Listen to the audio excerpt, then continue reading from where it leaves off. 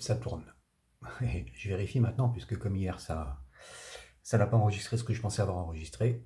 Double vérification, ça marche. Donc, comme effectivement sur la vidéo d'hier, il y a plein de trucs que je voulais dire et qui n'ont pas été enregistrés parce que j'ai sans doute cafouillé un peu dans la manipulation du téléphone. Je vais revenir sur deux, trois choses que j'avais dites à ce moment-là et qui me paraissaient importantes de vous communiquer si vous vous lancez dans ce genre de travaux. Donc, premièrement, sur l'éclairage des feux. On avait parlé ici de pouvoir éclairer les feux avant et arrière de la machine. Il faut savoir qu'il y a une règle qui était que jusqu'à juillet 1989, l'éclairage avant des machines n'était pas obligatoire tant qu'il n'y avait pas une nécessité absolue à le faire. Nécessité absolue, c'est par exemple une ligne qui comporte de nombreux tunnels ou des conditions météo suffisamment dégradées pour qu'il soit nécessaire de se signaler.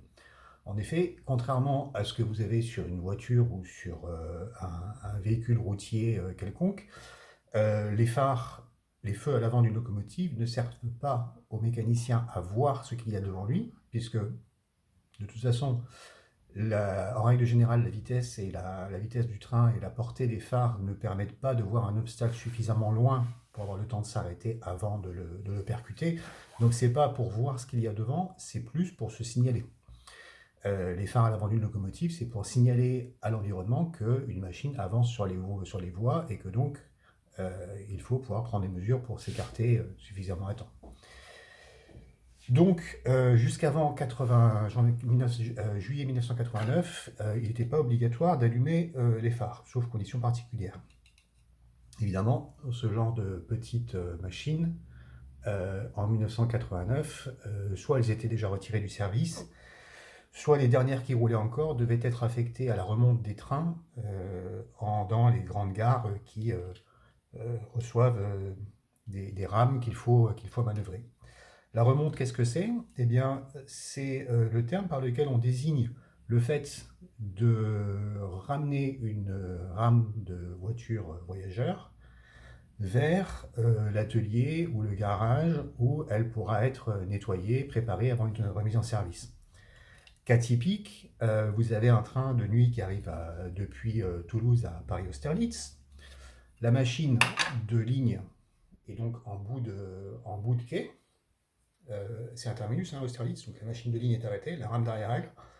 On coupe la machine de ligne et une machine de remonte, donc typiquement les 300, les BB 4100, 4600, etc. en fin de carrière, viennent au cul de la rame et remontent la rame.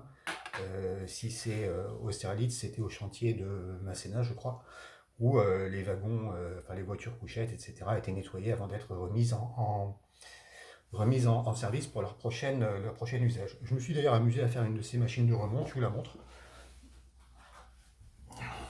Voilà, ça c'est la 337, qui était donc à l'origine une machine de la série des BB 325 à 350, donc verte, et qui a été mise en livret béton quand elle a été affectée au service de remonte. Celle-ci était à Dijonville. Bon, c'est juste pour s'amuser, hein, mais c'est un petit bricolage qui est sympa à faire. Du coup, il faut aussi prévoir les rouges en plus des blancs. Il y en a eu deux, il y a eu la 337 et la 348. J'ai choisi la 337 parce qu'elle avait encore ses câbleaux du M en façade. Donc la remonte, c'était ça. Pourquoi je vous parle de remonte? Oui, parce que à l'époque donc où l'éclairage est devenu obligatoire, à partir de juillet 89, ces machines-là n'étaient plus en service. Donc, par extension, et toute une partie de mes petites DB que j'ai digitalisées, comme vous avez pu le voir sur la première partie de la vidéo, qui ne sont pas équipées de feu à l'avant, parce que c'est pas nécessaire, ils n'en ont pas besoin. Elles vont rouler sur une ligne où elles rouleront de jour sans avoir forcément des tunnels, etc.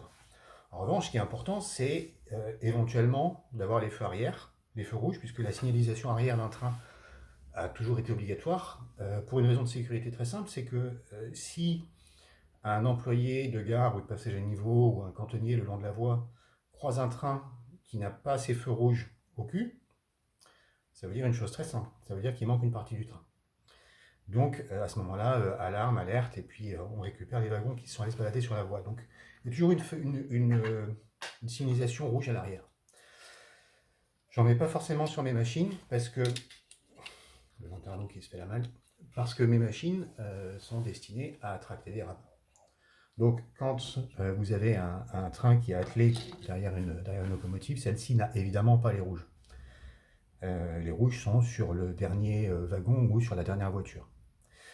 Donc c'est pour ça que beaucoup de mes machines n'ont pas été équipées de feu du tout, parce que c'est pas forcément nécessaire.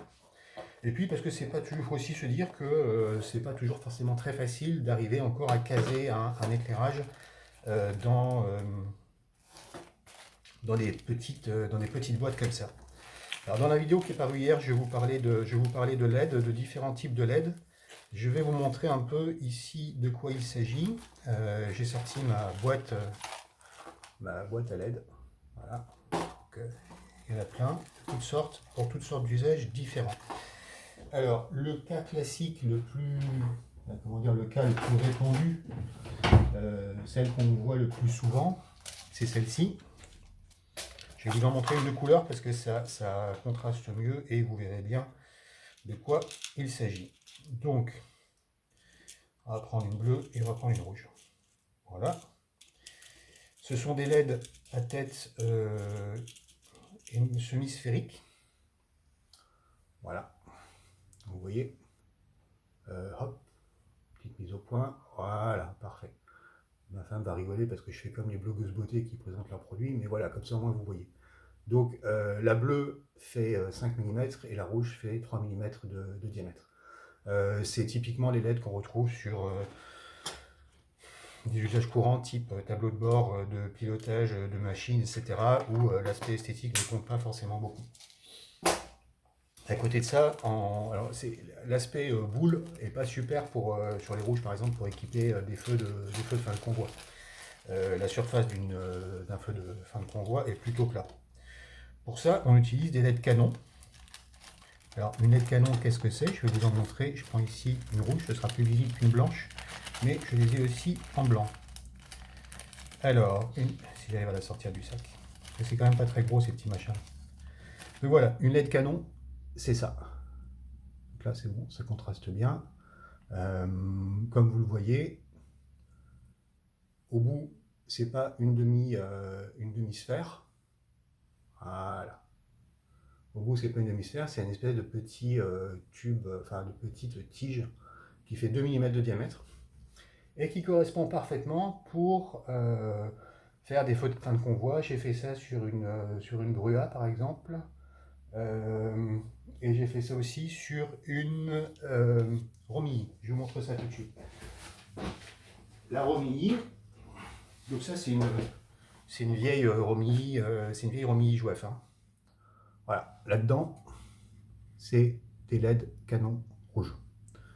C'est la mixte fourgon, mixte deuxième classe fourgon, et les lanternes sont en résine et viennent de chez Apocopa.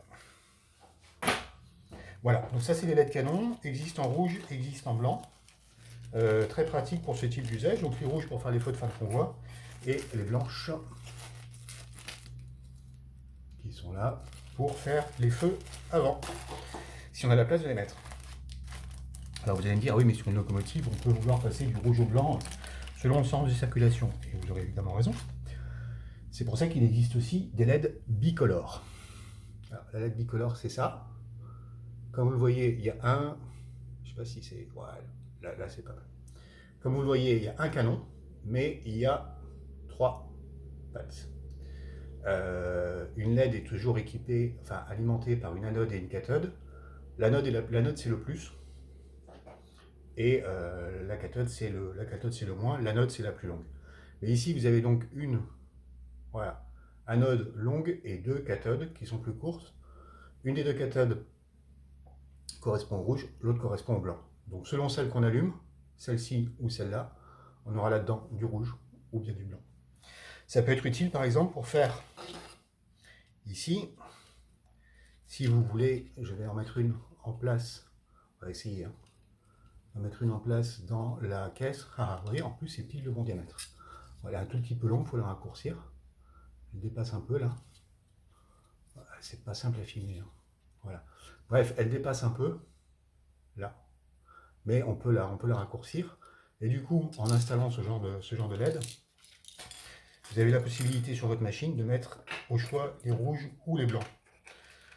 Ça peut se commander en jouant sur les différentes fonctions du décodeur. Mais je ne suis pas super fan de ce genre de montage. Mais ça peut se faire. Alors ensuite, il y a encore un autre type de LED que j'ai dans ma réserve. Est-ce que je trouve un sachet? Normalement, j'en ai des rouges. C'est quand même plus visible les rouges. Ah oui, il y a aussi des toutes petites. Ça, c'est 1,8 mm. C'est des demi-sphères. Ça peut être pratique aussi pour des petits feux.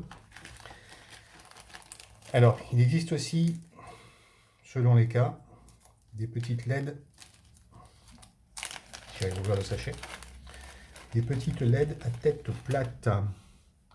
Voilà, vous voyez, celle-ci c'est la même chose quasiment qu'une LED Canon. Voilà, sauf qu'il n'y a pas de canon au bout, la tête est plate. Elle fait 2 mm par 3 en surface ici. Ça peut servir pour certains usages précis. Là comme ça, j'ai pas d'exemple à vous donner, mais je sais que j'en ai déjà utilisé quelques-unes. Et puis il y a les LED CMS. Alors CMS, qu'est-ce que ça veut dire? Ça veut dire composant à montage en surface ou composant à monter en surface. Alors ça c'est minuscule. Si vous en achetez les précablés, comme ceci, mais vous voyez le petit machin jaune là au bout. Voilà, ça c'est la LED. Alors j'en ai quelques-unes pour des usages très précis. J'aime pas travailler avec ça, je trouve ça très petit. Je trouve ça chiant à manipuler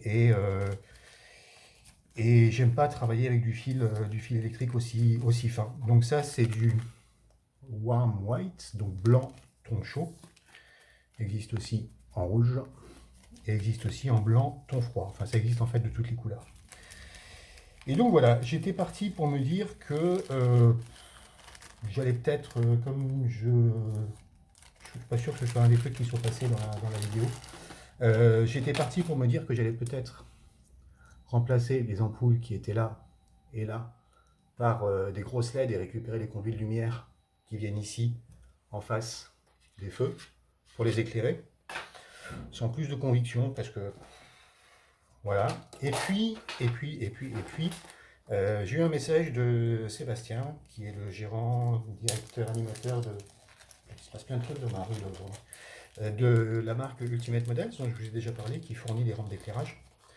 En fin de vidéo, je mettrai un lien vers une des vidéos d'Ultimate Model qui m'a dit mais j'ai un truc pour toi là qui peut t'intéresser, c'est des mini PCB, des mini circuits, voilà, c'est pas facile, c'est vraiment minuscule, que lui a développé pour certains types de machines, en l'occurrence les BB36000, les Astrid, et qui présente l'avantage d'avoir exactement le même écartement que les feux de ma BB300.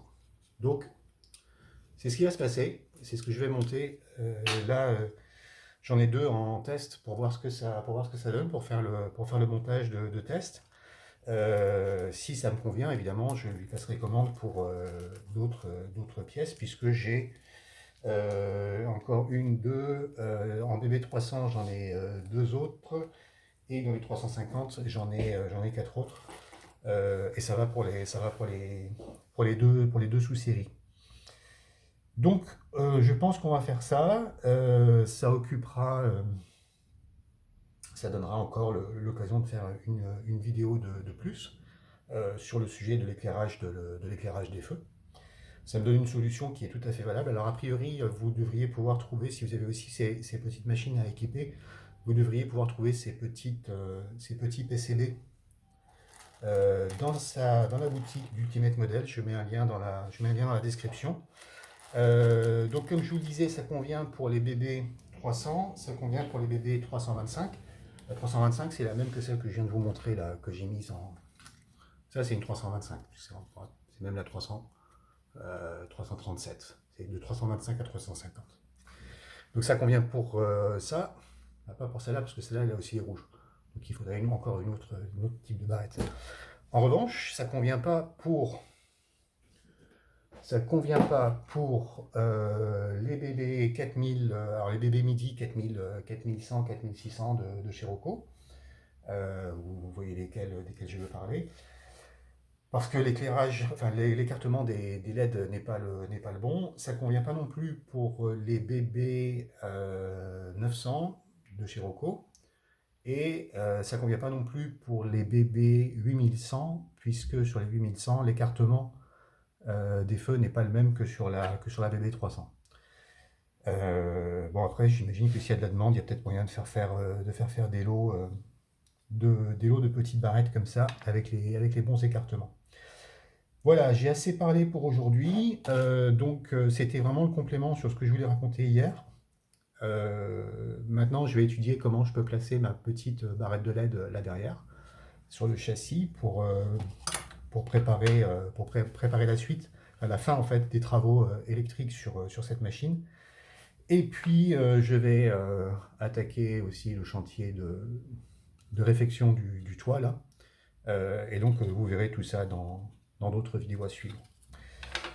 Voilà, mesdames et messieurs, chers amis, cher public, j'essaye de ne pas regarder trop là, mais de regarder là, parce que ma femme m'a dit tu regardes pas l'objectif de ta caméra, mais c'est pas facile parce que mon écran de contrôle est juste à côté, donc j'ai tendance à regarder mon écran de contrôle. Désolé. Voilà, à suivre. Vous avez déjà le sujet des deux prochaines vidéos. Euh, voilà, c'est tout pour aujourd'hui. Portez-vous bien, faites du train et à bientôt. Ciao, ciao.